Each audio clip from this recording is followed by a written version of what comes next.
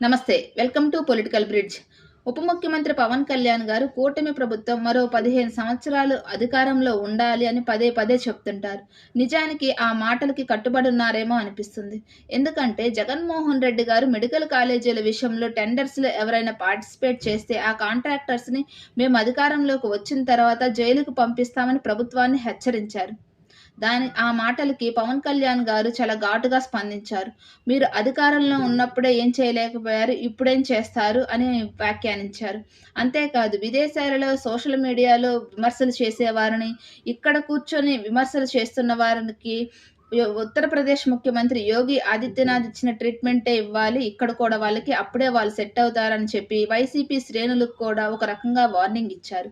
మీరు అధికారంలో ఉన్నప్పుడనే ఏం చేయలేకపోయారు. ఇప్పుడొచ్చి ఏం చేస్తారు? మీరు చంపితే, నరికితే, బెదిరిస్తే భయపడ్డానికి ఇక్కడుంది పవన్ కళ్యాణ్. అధికారంలో ఉన్నా లేకపోయినా పవన్ కళ్యాణే. రాజకీయాలలోకి నేను అన్నిటికీ సిద్ధపడే వచ్చాను అని వ్యాఖ్యానించారు. ఇంకా చాలా విషయాల్లో పవన్ కళ్యాణ్ గారు చాలా ఘాటుగా స్పందించారు. మీరేమంటారు పవన్ కళ్యాణ్ గారు చేసిన ఈ వ్యాఖ్యలపై? కామెంట్ చేయండి. వీడియో నచ్చితే లైక్ చేయండి, షేర్ చేయండి, సబ్స్క్రైబ్ చేయండి. Thank you.